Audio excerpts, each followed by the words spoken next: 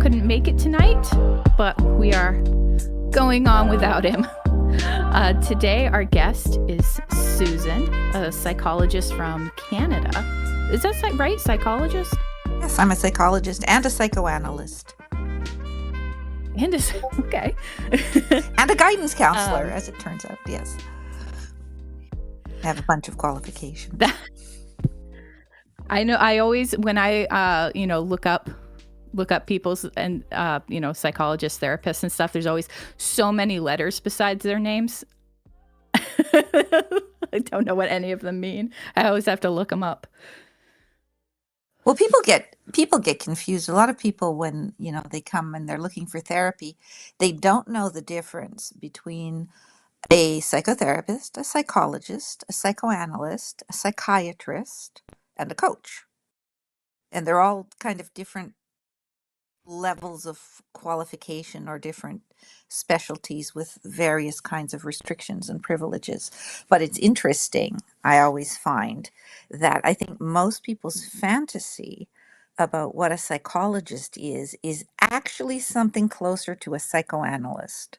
Because if you think about all the therapists you see on TV, they're almost always people that are doing some kind of depth psychology, going into the history and the traumas and the dreams and the fantasies and so on, and they're not doing cognitive behavioral therapy most of the time. So I think ironically, most people's fantasy of what a therapist is a psychoanalyst. I never noticed that before, but I think you're absolutely right. That's exactly kind of how you think of the sit on the couch, tell me about your mother. Yeah, even if it's not lying on the couch, which people don't do so much anymore these days. But my therapist has a couch. I don't lie on it, though. Oh, there you go. I have a couch too, and nobody lies on it.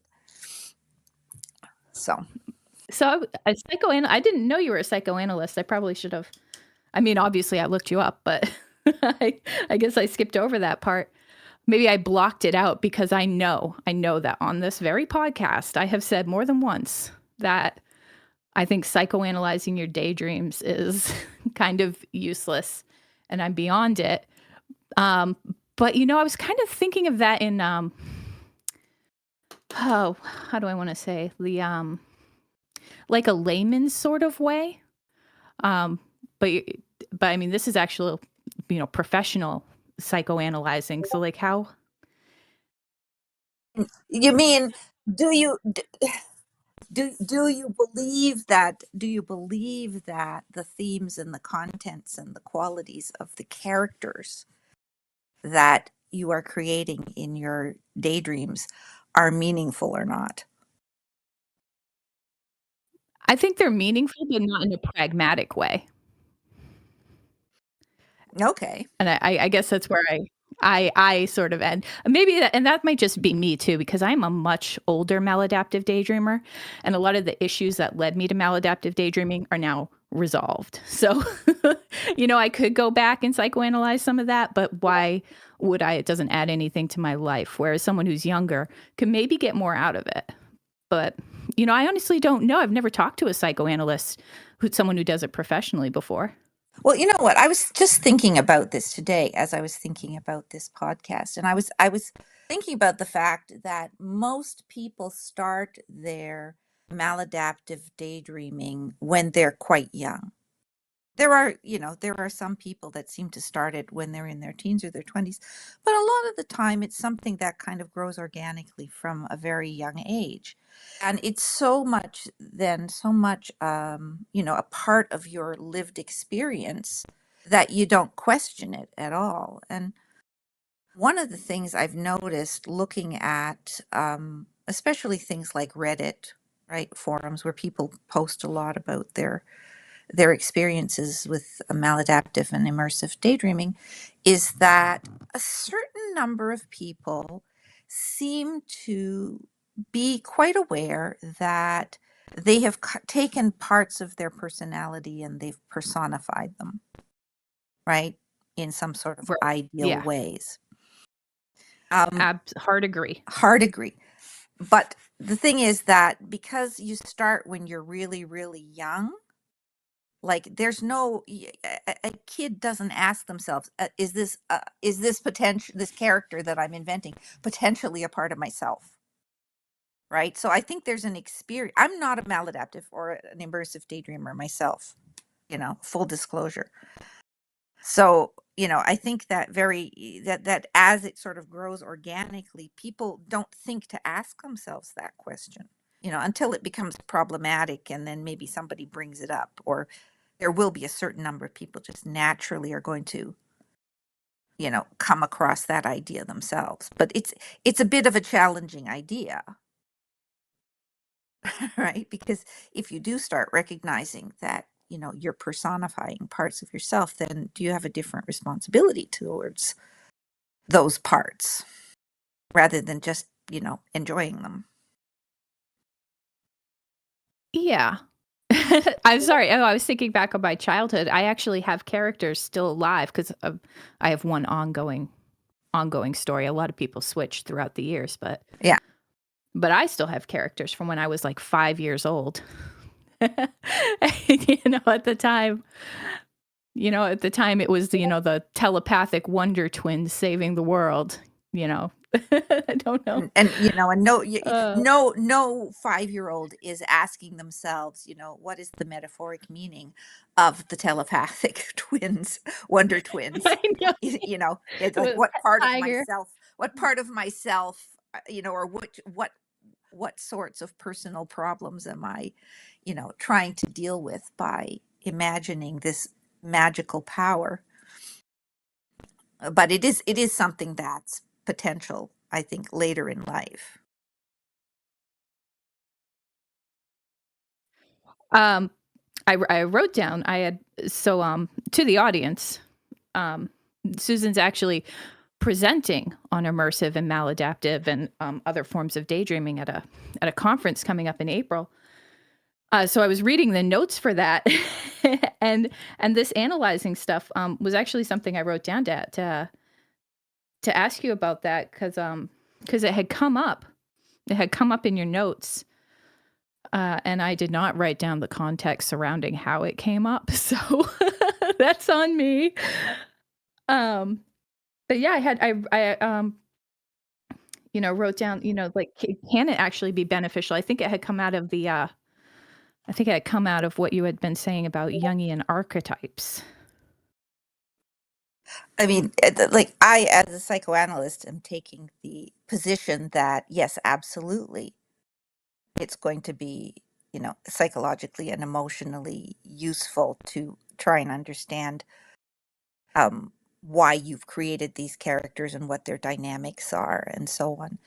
Um, I mean, one of the reasons why I think psychoanalysts are particularly well placed to talk to people about their daydreaming is because there's a long tradition, as long as psychoanalysis exists, of being interested in dreams, interpreting dreams, making the connections between dreams and the person's actual life, right? And the idea that the dreams are meaningful and the dreams are, and so the Freudians and the Jungians have got two different takes on this. And my tendency is more towards the Jungians, which because the Jungians feel that the unconscious, which creates dreams and so on, is compensating the consciousness by adding valuable information, by trying to present something for consciousness to like assimilate and work with. And the Freudians think more that the unconscious is kind of a backwater where there's a whole bunch of stuff that nobody wants to think about. So,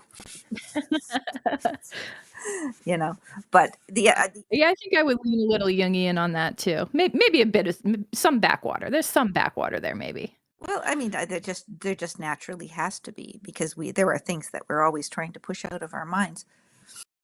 But another reason why psychoanalysts, I think, are particularly And then most psychoanalysts actually, on some level or another, have encountered people who do maladapt. They're probably the most likely people to have encountered maladaptive daydreaming or immersive daydreaming, though they don't know the name for it, because in a long and deep analytic relationship, people start talking about things that they're embarrassed about, and themes they get used to talking about, themes related to their aggressive feelings or their jealousies or their sexual fantasies and so on, right? And so analysts are much more used to hearing people talk about those things. And I think those things, from what I have seen, in the literature on maladaptive and immersive daydreaming, and the stuff that you see online about it, that some of those themes are there, and quite frequently. And as I think that's one reason why people don't like to talk about the content of their fantasies very much. Yeah, absolutely. I think, and the internet does kind of give like the wrong idea, I think, about maladaptive daydreamers and how often they talk about their fantasies, because, with the anonymity of the internet, people will open up about them and, write basically fan fiction, for everybody else, of their characters and stuff. But we don't actually do that in real life. Like, we don't go to our therapist with that. Like, I haven't talked about my fantasies with my therapist. I don't think I ever will, but I can see how my therapist also isn't I don't want to say she's not interested in exploring that, but exploring that isn't something that I think would just come naturally as like a follow-up question to her. When I first told her about it, uh, the questions that I got were, oh, what's the word? Like, I felt like she was running me through some diagnostic criteria just to make sure this wasn't hallucinations or psychosis. And when she realized it wasn't, she was like, okay, let's move on. Because I just don't think that I think that's one of the problems, is that when maladaptive daydreamers do start to open up to people in the mental health sphere, whatever they are, a lot of times they just go, oh, that's interesting, that's creative, or, that sounds like a great escape. But nobody actually takes it. They need somebody who might take their hand and just sort of take that extra step. Like, you want to talk about that? Or how do you think that fills a role in your life? Just that little extra step that somebody who's used to talking and analyzing things like this would naturally take. No, I think that's I mean, when you look at the literature that Dr. Summer and so on, has created, and the people working around him, that's one of the things you see, is that that therapists who are not familiar with it tend to be dismissive, even if you get up the gumption to actually mention it to somebody. They don't know what to do with it. And Right, exactly. I'm not even sure that every psychoanalyst, especially the Freudians, would either. It's because we just don't have a space to put that, as a human experience. And yet we do, right? Because everybody daydreams. And as soon as you know what to look for, you start seeing it all over the place. You see references to it in books and in psychological literature, and probably every therapist has had one or two people. I was talking about this briefly to some Freudian analysts, and after my conversation with them, two or three came up to me and said, "Oh yes, I've had clients who have complex sort of continuing storylines in their fantasies." And and one of them kind of said, poignantly, that she didn't know what to do with it and that the patient didn't want to give it up. That was kind of where it ended, right? So Yeah, what do you wanna do if it's not something they wanna work on? Or maybe they're an immersive daydreamer too, you never know. it's not okay. So my sense of this from, and I haven't had a huge number of people that I've had the opportunity to work with, though I'm discovering more and more of them in my practice now that I know what to look for, is that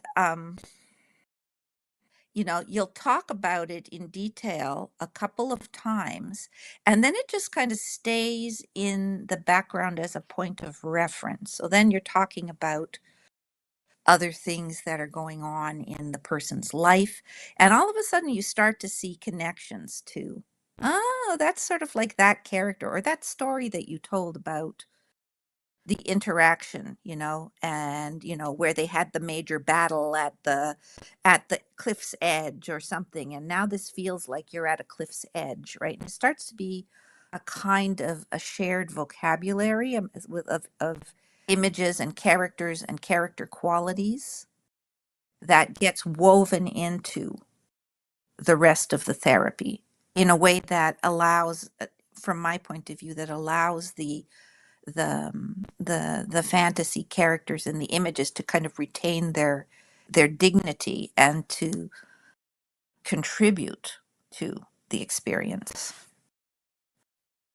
My therapist, I told her, um, exactly like you said, like, for that shared point of reference. Not really language, because I did not tell her about, like, the content, but,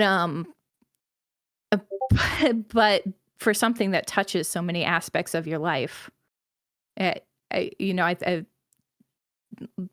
just needed to wow, articulate today, huh? I just need to tell her. I think that if you have, like, a well-established inner landscape and characters that you're going to go, you can't escape them in your daily conscious life either, that they're going to remain their person, just as your friend circle will. You'll be doing something and you'll ask yourself, oh well, what would my friend Janet do in a situation, or I'm gonna act like Janet here. That, like, I think that there has got to be, because they are representations of parts of yourself. There's got to be some sort of a flow back and forth. And that sort of is what I have seen on those occasions that, I have been permitted to see in more detail. That back and forth can be strengthened too. Between characters and the Between person? characters and consciousness, right? So that the two become more integrated. You end up having, and I know this is again something you see on Reddit too, though, where people sometimes comment that they've kind of accessed some of their characters' qualities in real life when they've needed them. Yeah, actually, so that reminds me of, in the notes that I had read, there was this point where you actually sort of try to teach the audience how to immersively daydream, which is a whole other that's wild to me that you can teach people. I mean, I'm sure it can be taught, but as someone who just does it naturally for their whole life, it's like, how do you teach someone how to breathe? Um, but there were rules for that.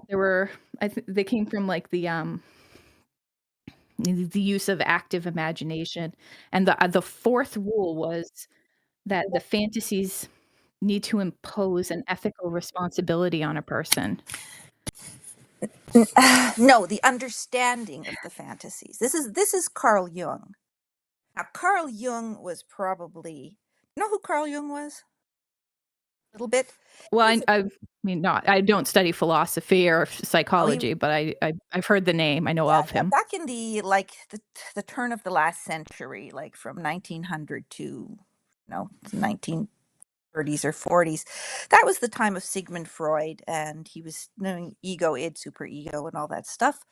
And then there was this Swiss psychiatrist named Carl Jung, and Carl Jung and Freud became very close. They were both studying depth psychology. They were studying it in different ways.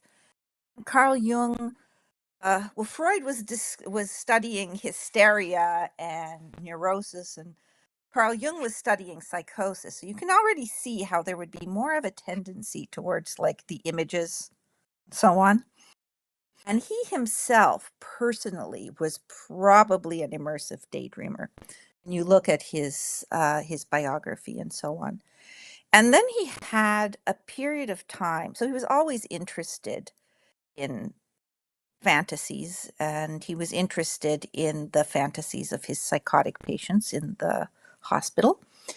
And he was always trying to understand, the meaning of their fantasies, their psychotic ideas. And then when he got to midlife, he had a kind of a breakdown. And the way he dealt with it was by what he called active imagination. So he kept working in the hospital and seeing private clients as a psychoanalyst. And every evening he'd go to his study and he would dive down into these fantasies. And then he would write. He would write down the fantasies and the characters that he had met. And they were these very sort of like, it's almost biblical stuff that he was imagining. But they say it was probably immersive daydreaming and wasn't terminology then because he could go in and out of it completely voluntarily.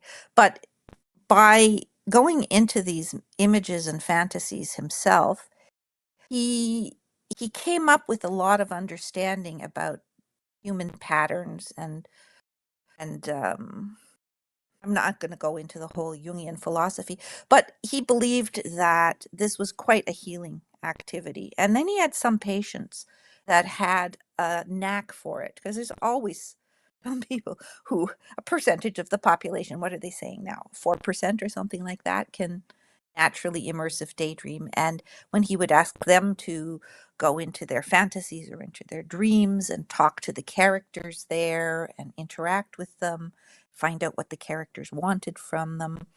These were people that were very good at it. And so he deepened his interest in it. And then eventually he started suggesting to people, to his patients, not all of them, those that, seemed to be able to or interested in it, that they should try to create this capacity in themselves. And so the process was, what you saw in the notes there, which is that you decide you want to do it first and foremost.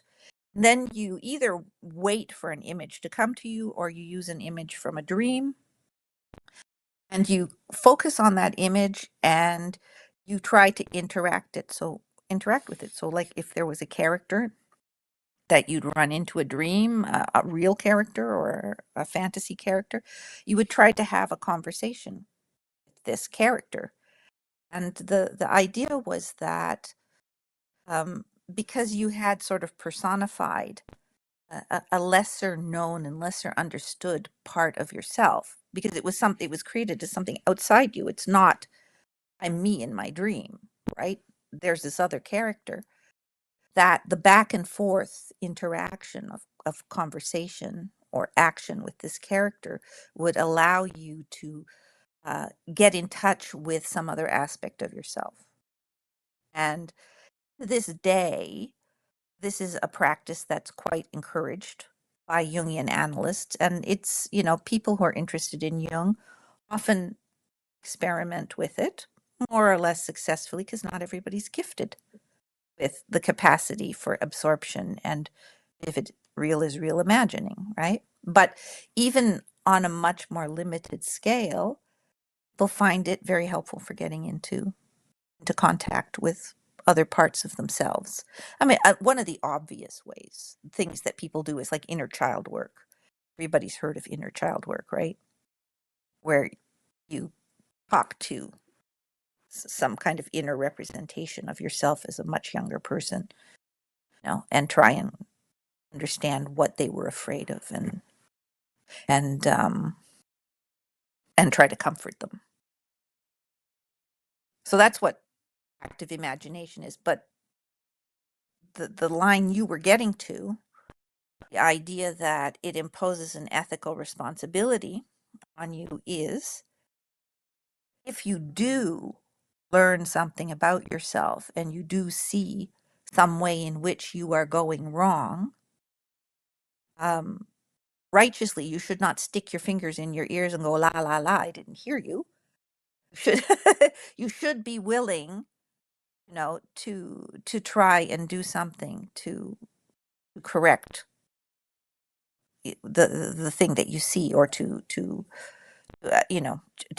try and struggle to change, even if it's difficult. That's what he was talking about the ethical responsibility. And this is, one reason why way back when even Jung said lots of people don't want to explore themselves in this way because the whole process of change is very, very demanding and frightening. Oh, absolutely. I think that's that's the first barrier you have to get past. Yeah. Um, yeah, when I read that, my immediate thought was other maladaptive daydreamers, who say often, like, is there something I can do with this? Um, I don't want talent, skill, whatever we want to call it. But is there some way that I can use it to help me? And then I read that and I was like, with that kind of framework, maybe that's something the maladaptive daydreamer, like a process that they can springboard off of to do exactly that, to use their daydreams to help themselves. But it sounds like mostly this is happening with people who don't start out that way.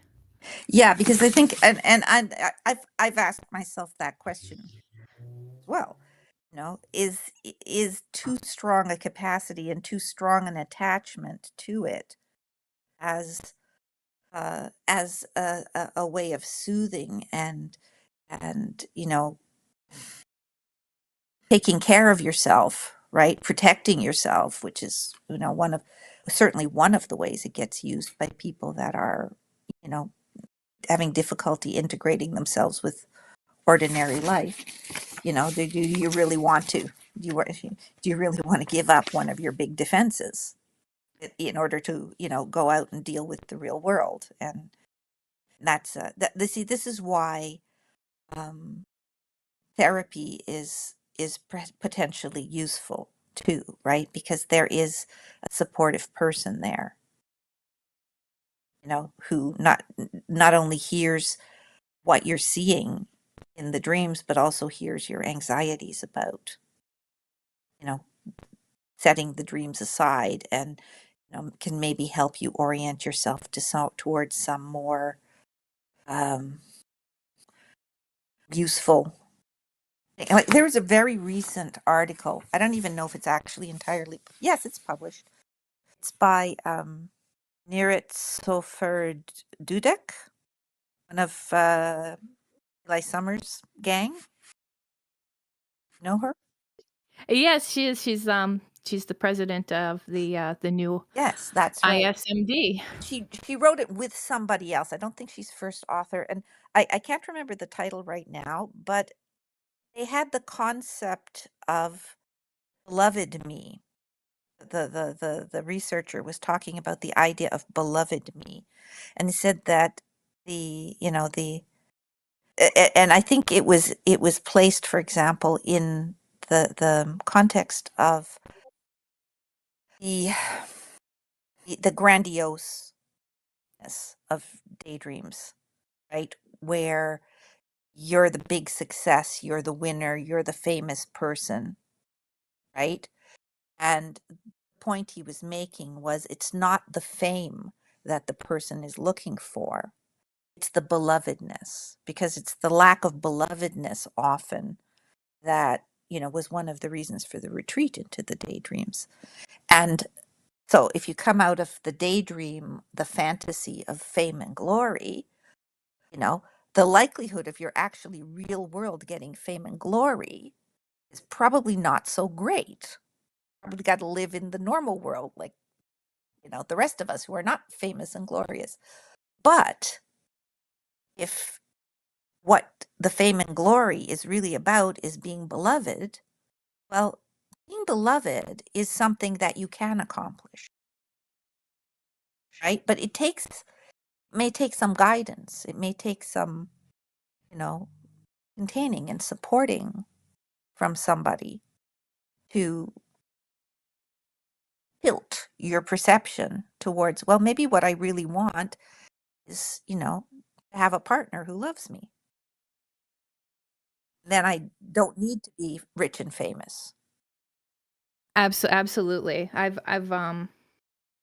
Um, I've always kind of thought that it's never what it really is when people start talking about they want to analyze their daydreams. Like, you don't want to be a rock star. You want, some attention or belovedness. I don't want to be king of the space elves. I want a little respect, you Yeah, know? it's the feelings. It's the feelings that you get in the daydreams that you want in real life. Not the created situation that gives you the feelings, right? You want the actual feelings from people, of feeling successful, of feeling. I mean, and then people look for sad feelings too in their day when people are too withdrawn from reality, from the outer world, because they've gone. I don't know. Maybe I'm being too psychological for you and your audience here. But if you've disconnected yourself too much by, spending too much time in the fantasy world where everything is so rich and fulfilling and the outer world is all gray, then what was the point I was trying to make? The Yeah, you have to find a way to get the feelings back out into the world. That takes courage. And then you see Erotea, or however you pronounce it, talked a lot about that.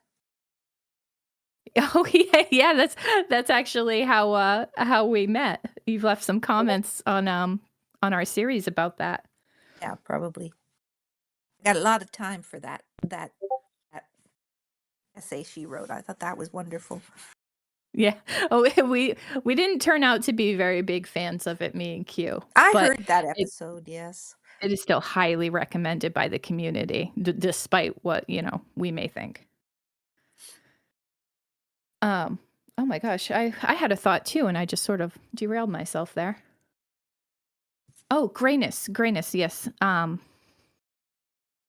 That's something we try to tell people a lot. Like, the grayness, just for the audience's benefit for a second, it's temporary. You can, like Susan was saying, you can recapture feeling. You got to reacclimate to reality when you have disconnected that much and spent so much time and lost all your you've cut off all your social networks, all your support, and everything's just gone to shit and it's awful. Like, why would you want to come out of it? But that feeling is temporary. You can get it back. And that's a feeling, that therapists are actually quite used to dealing with, because that's also the experience of people that are depressed, is that the world is gray and empty, or people that are grieving because they've lost someone, right? And so, the to have, someone who has faith, holds the hope for you, for example, and encourages you. And I think, again, because it's such a solitary activity too, right? There's who is encouraging you to come out of it when you don't tell anybody you're in it at all? I think it must be very, very confusing for the people around the maladaptive daydreamers, right? They don't know what's going on.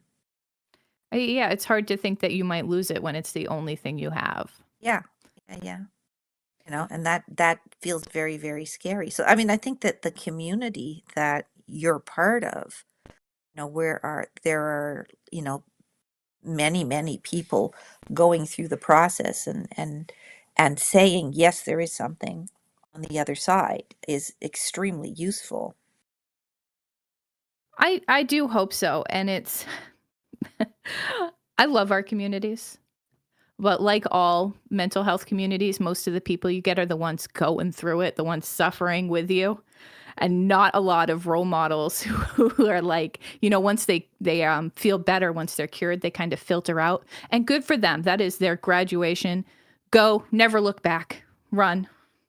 Never want to see you again. Love you, but go. Live your life. Um, but yeah, there is a lack of people in the community who can say like, yes, I have been cured. I've 20 years free of it. It's not like we have sober people around to look at, like other addiction groups might have or something. Well, and that's another one of the reasons why I think, Dr. Summers' efforts to get it into the DSM, make it something that's recognized, is important, because then you will start getting support groups and so on around it, out in the the not in the online world, but somewhere outside where you could maybe go and be with other people that are going through this. Just having a community that you can talk to about it is already starts breaking into the solitude. I'm sure that, people's ability to talk about it on Reddit and on Discord and so on is very, very freeing for them. Right? Oh my God, people I can talk to about this. Yeah, it's not unheard of for people to just come in and say like, "Oh my god, I'm crying right now. I can't believe I found you." Yeah, yeah, yeah. It's quite remarkable, actually. The whole grassroots thing. Yeah. Wild. Cuz the MD it is very much and always has been pretty community driven and there's even a paper on it. There was I can't Yes, remember what it that's was right. There called. was there was a paper on it. Yeah, I'll link it in the description for you guys when I find it later. I can't remember what it was called off the top of my head. Um, but yeah, like usually it's psychologists or I don't know, not just psychologists, any kind of medical or mental health professionals.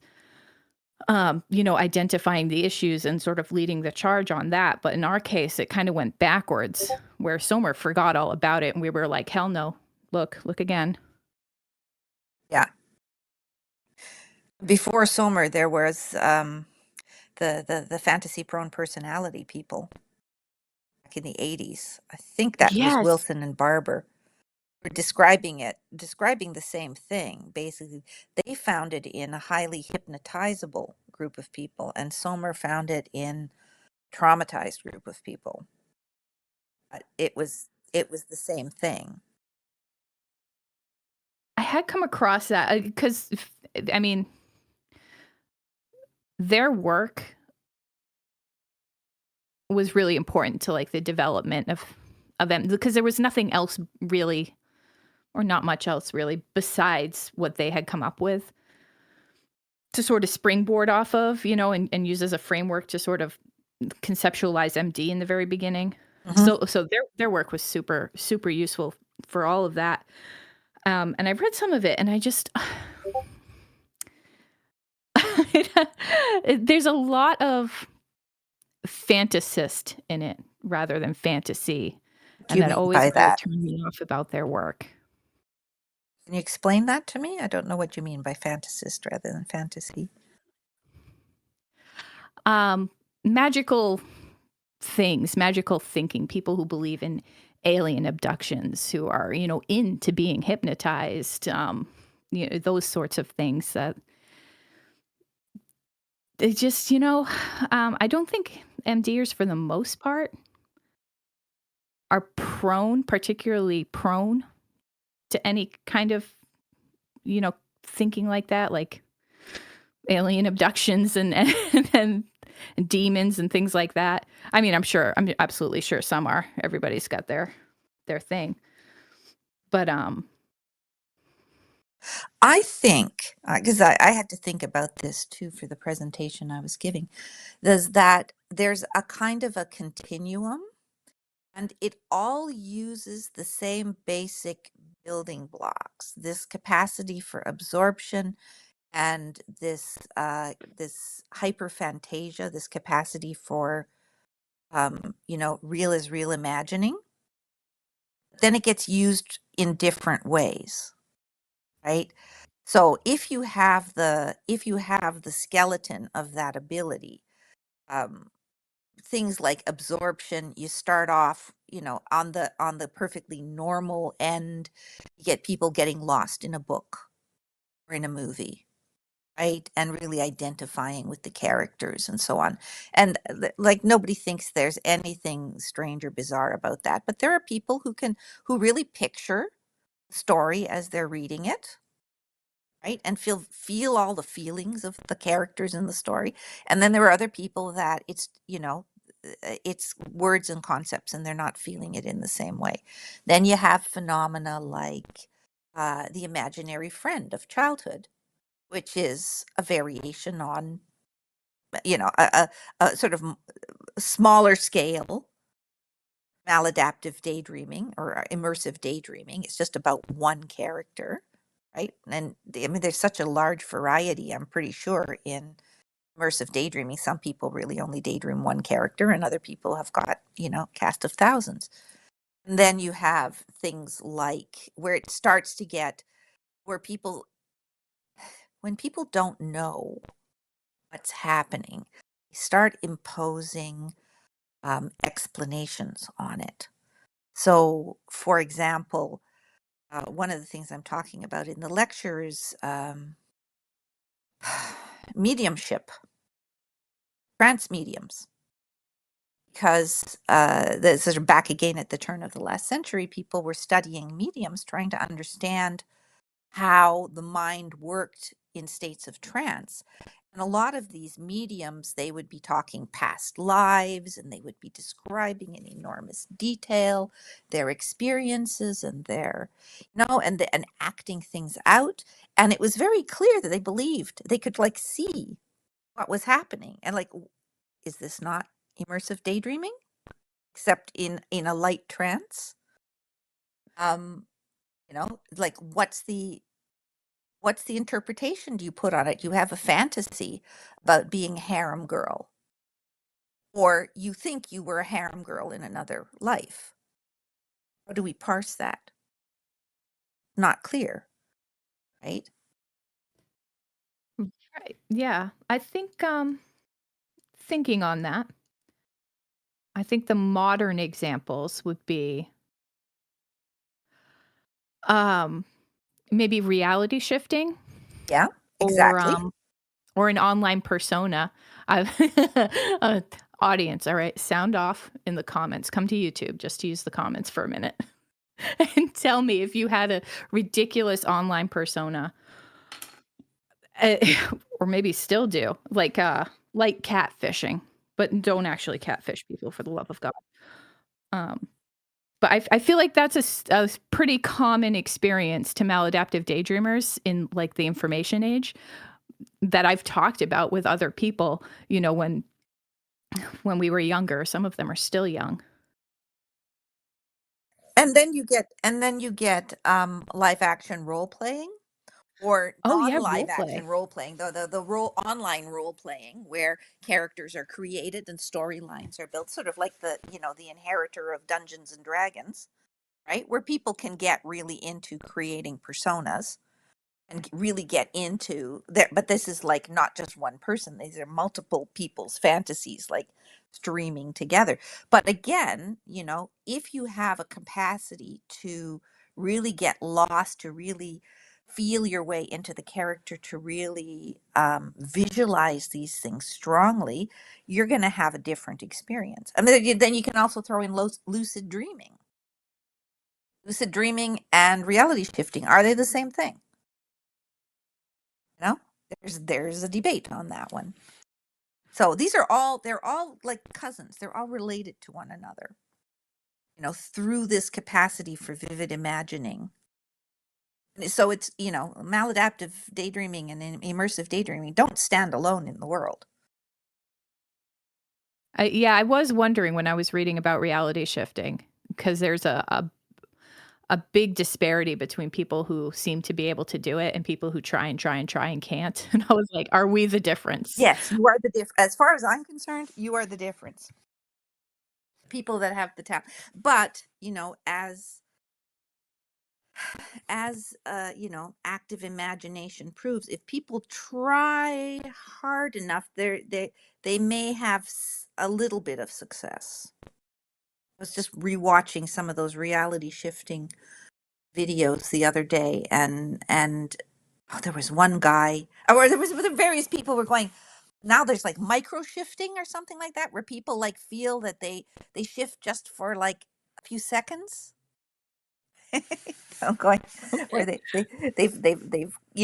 they've had some kind of an experience. So I mean, it's a very interesting capacity, right? And it appears in various ways. And I think that, the maladaptive daydreaming and immersive daydreaming are quite a pure form of it, right? And it's not verging off into the psychotic, because you get psychotic people who believe their fantasies. They can't get out of their fantasies. And then you get people who are paranoid and alien abducted and so on, and they believe their fantasies, which is different from immersive daydreaming, where it's a fantasy. Yeah, and those poor c comorbid people get hit with the double whammy. You got to think of it as a continuum, you know, from more vivid, less vivid to more vivid to more to less. It's like multiple directions. You get more belief, less belief in the reality of what you're experiencing. And there seems to be room to maneuver. Yeah, I mean, I do think that that's a hallmark of MD is that you don't believe it, Yeah, I but I agree. can definitely see how if you have something else going on in you and you're an immersive daydreamer, that you would believe it. Or if you're completely naive and you grew up in a culture that tells you that there is a spirit world, and that your ancestors can come back and talk to you, or things of that ilk, that there are elves and fairies, and they appear to certain people, and they're, depending on what you've been told culturally, some people may give it more or less credibility. I mean, yeah, I definitely give it at this point in my life, give it 0 credibility. I don't believe in aliens, I don't believe in ghosts, I don't have anything like that going on, but as a child, when I was younger, absolutely, absolutely, 100%. I was like I think deep down I always knew it wasn't real, but I was definitely like, "Oh, yeah, I'm like an alien princess who was left on this planet to pose as a human for whatever reason." Yeah, the Freudians, and I think probably that's a fairly common theme, and it's a psychoanalytically, it's it's called I think it's called the family romance, which is that you are actually and this is one of the things that the Freudians consider is, a very, very common, almost universal human fantasy, is that you are secretly the child of, royalty or something exceptional, right? That this family here, this annoying family around you, they're not really your family. Like your your actual family would be, some, super amazing, powerful, magical beings. Right? That this is a very, very common thing to imagine. Anytime a kid gets pissed at their parents, basically.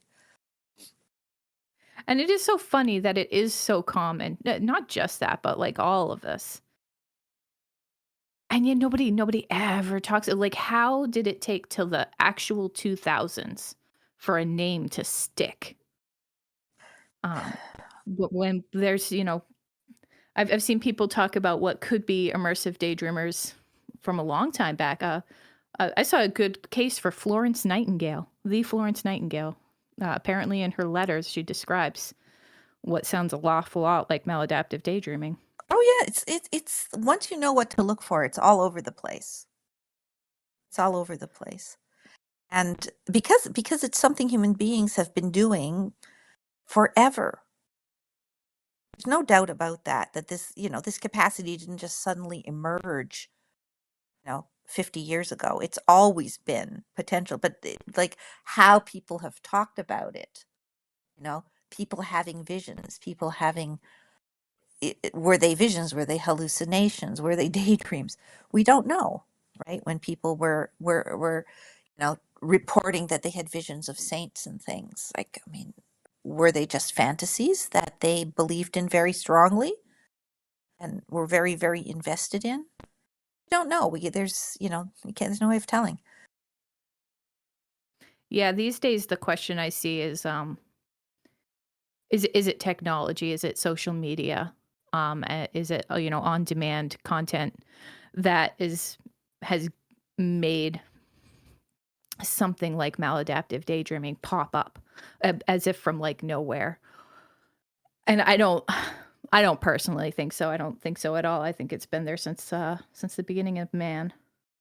I'm coming down on your side hard on that one for sure. I agree with you. It's just that the internet has created a possibility of a bunch of people that were just, individuals doing something. Sometimes people, take a long time to even realize that they're doing something that other people are not doing. They think that everybody's doing it and nobody talks about it, and so they don't talk about it either, right? Right, I've definitely seen that. There seems to be two camp of maladaptive daydreamers: the ones who thought they were alone, and the ones who thought everybody else did it, and then they just found out that's not true. Yeah. So, it's so interesting that there is this kind of secret, undiscussed activity going on in noticeable number of people. Like even people that are not. I mean, like I say, I mean, it shades out. I think that's the statistic is 96% of all adults daydream, right? Most people, the daydream is just kind of loose associative thought. I daydream like that too. I'm walking down the street. Ideas are coming and going, and every now and again something will coalesce or a little brief storyline will create itself about, something I'm going to do, right? And how I'm going to be wonderfully successful at it. And won't that be grand? And so on. And then somebody says something to me and it all evaporates. And that's, I think, most of what the most people's daydreaming is like that, just these little bits that hang together and just evaporate. But it's, other people are much better at it. Yeah, we definitely have. Well, I don't want to speak for everybody. I definitely have those daydreams as well. Look at the normal kind and the, off the wall kind, which is so wild. 'Cause people, what do normal people think? Like, is their head just blank? No, no, they do the other type of daydreaming constantly. Little rant. Sorry, that one's a pet peeve of mine. Yeah. What are other people's heads full of? They're full of probably basically the same thing, but translated in a different language. Because when you think about what most people okay, when they look at what most people daydream about, they're mostly daydreaming about relationships. They're mostly daydreaming about projects, activities that they're planning on doing, or they're reminiscing about things they've done in the past. But a huge amount of ordinary daydreaming is about other people, how you interact with other people, or fretting about how you have interacted with other people. And what are immersive daydreams about? I mean, it seems to be an awful lot of them are about relationships to people, just imaginary people, you know. I would say, yeah, The that's, question is, are they modeled, in some, to go back to the, what can you interpret from a daydream? Are they modeled in some ways on aspects of real people, problematic people, that do they in some way line with your normal conscious ways of dealing with people, or are they attempts to figure out better ways of dealing with these people, but all dressed up in costumes and set on a foreign planet?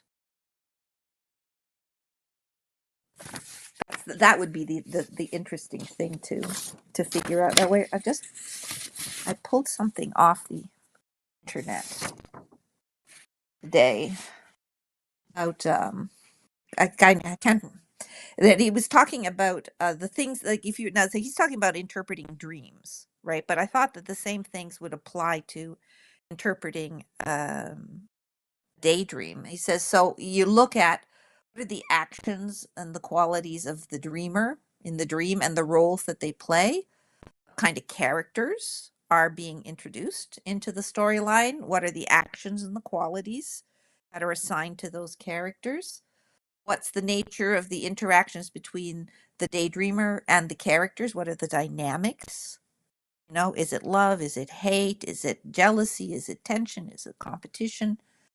And then, he suggests that the setting, landscape, and so on, the weather, all those things can represent qualities of mood that you're in, or kind of like the emotional feel that surrounds the whole daydreaming. And then, the switching points, the transitions.